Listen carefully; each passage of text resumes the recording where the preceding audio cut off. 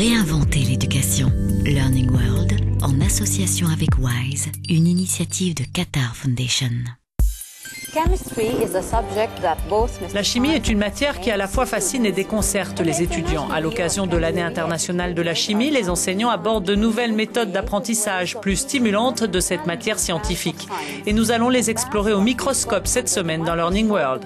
Nous irons à Hong Kong, nous rencontrerons la petite fille de Marie Curie, mais tout de suite, cap sur la Finlande.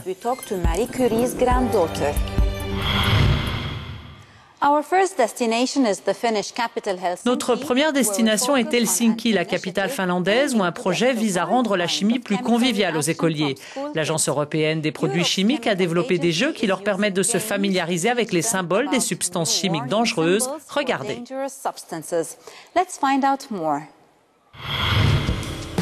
Le système éducatif finlandais fait figure de référence à travers le monde. Mais si nous sommes à Helsinki, c'est aussi parce que l'Agence européenne des produits chimiques y a établi son siège en 2007. Non loin de là, des enfants de diverses nationalités apprennent les nouveaux symboles des substances dangereuses. Ces symboles sont introduits par la réglementation européenne sur la classification, l'étiquetage et l'emballage des substances chimiques. Chers élèves, aujourd'hui nous allons apprendre les nouveaux pictogrammes qu'on utilise dans ce laboratoire, mais aussi dans l'industrie ou à la maison. Donc on va voir lequel d'entre vous est le plus rapide pour identifier chaque étiquette, et si vous avez les bonnes réponses, vous obtenez ce prix.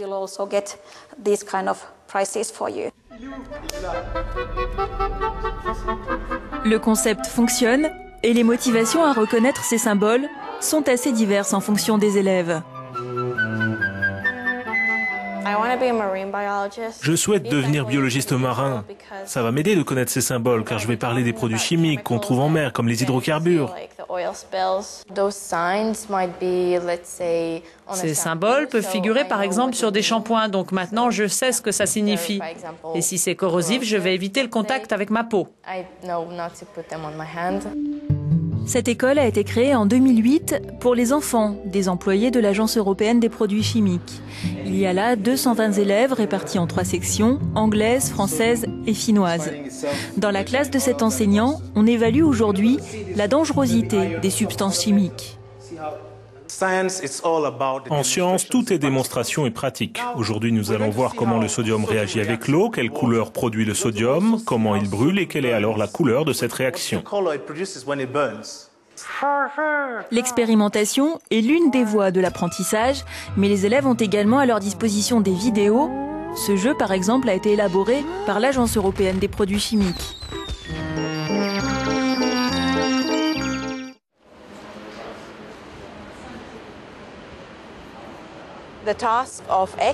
La mission de l'agence consiste à faire appliquer la législation européenne sur les produits chimiques, qui comprend 2 aspects, l'enregistrement des substances et la réglementation sur la classification, l'étiquetage et l'emballage.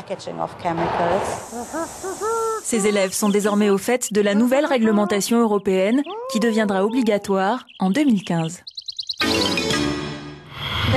Le nom de Marie Curie continue de résonner dans le monde de la chimie. Nous avons rencontré sa petite fille, Hélène Langevin-Joliot, elle-même éminente physicienne. La science, une histoire de famille et d'une famille qui cumule 4 prix Nobel. Hélène Langevin-Joliot, la petite fille de Pierre et Marie Curie, est physicienne nucléaire. Elle nous reçoit dans la demeure familiale au sud de Paris, la même où vécurent Pierre et Marie Curie. L'occasion de s'exprimer sur les lacunes de l'enseignement des sciences. Il y a un vrai problème. Il est certain que l'enseignement d'aujourd'hui s'est beaucoup développé par rapport à l'enseignement, disons, il y a 50 ans ou du temps de Marie Curie. Et pourtant, on est bien obligé de constater que malgré cela, dans le grand public, en définitive, le mot qui domine, c'est « je comprends rien à la science ». Donc il y a quand même un problème au niveau de l'enseignement. Et si on revient aux idées de Marie Curie, on doit quand même s'interroger sur cette idée qu'elle développait. Au bout du compte, on n'apprend pas la science dans les livres, on l'apprend dans le concret. Militante, comme le fut sa grand-mère, d'une conciliation entre science et humanisme, la professeure Langevin Joliot souhaite que les citoyens s'approprient davantage le débat scientifique. La science, au niveau fondamental, découvre des faits nouveaux, des lois nouvelles, etc. Ça ne dit pas à quoi ça va servir. Et il faut que les citoyens puissent avoir leur mot à dire sur à quoi ça va servir. Si on laisse se faire n'importe quoi, et que les citoyens se retrouvent en face de choix qu'ils n'approuvent pas, alors on peut dire humanisme et science peuvent diverger. Rapprocher la science du grand public, c'est aussi l'un des objectifs de cette année internationale de la chimie. Il s'est développé dans la population très souvent une peur du chimique, sans voir que du chimique il y en a partout et naturellement qu'il n'y a pas de différence très souvent entre un produit naturel et un produit artificiel. Autrement dit, ramener à la réalité sur la chimie, au lieu d'en faire un fantasme à un certain point de vue. Et je crois qu'il y a un résultat dans cette direction important.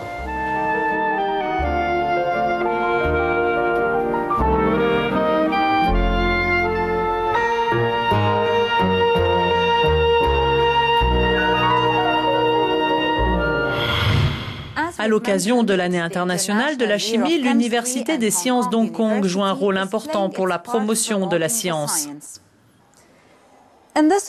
Dans ce reportage, nous brisons la roche pour cerner l'impact des minerais sur nos vies. Nous verrons aussi comment les formules chimiques permettent d'élucider un crime.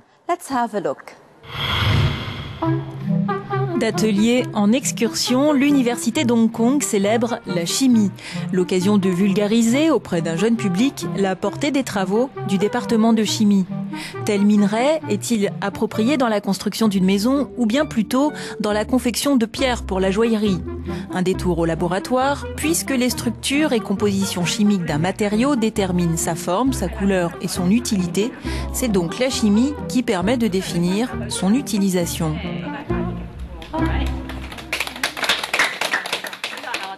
J'espère que les étudiants se font plaisir et qu'ils découvrent les aspects positifs de la chimie. Je crois que pour bien gérer cette planète, les gens devront renforcer leurs connaissances sur la chimie. Cette série d'animations dédiée aux minerais comporte un passage obligé au musée géologique Stéphane Huy, basé sur le campus de l'Université de Hong Kong. La chimie n'est pas ma matière préférée, mais cette visite m'a vraiment intéressé, donné envie d'en savoir plus et d'étudier plus tard dans ce domaine. Maintenant, si j'ouvre un livre de chimie, je pourrais dire « Ah, c'est le cristal que j'ai vu au musée ».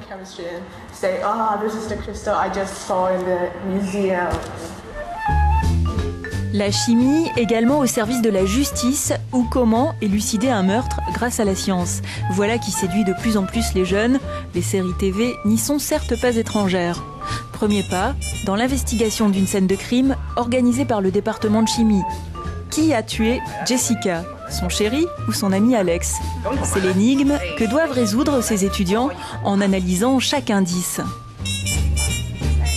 Et ce n'est pas si facile de faire parler la scène de crime. Il s'agit d'un long processus scientifique.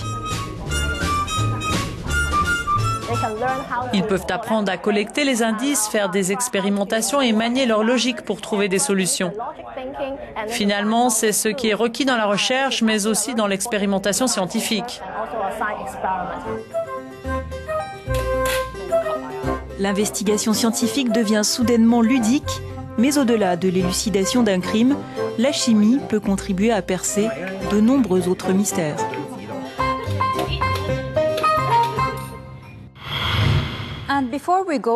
Et pour conclure, passons de la chimie aux maths. Voici les résultats de notre sondage sur les mathématiques. Est-ce que le recours à l'ordinateur pour résoudre des problèmes affaiblit nos capacités en calcul mental? Oui, selon une majorité d'entre vous qui avez voté sur nos réseaux sociaux. On attend à présent vos réponses sur la chimie. Est-ce que vous appréciez cette matière? C'est à vous. À la semaine prochaine. That's it for now. See you next week. Learning World, en association avec WISE, une initiative de Qatar Foundation.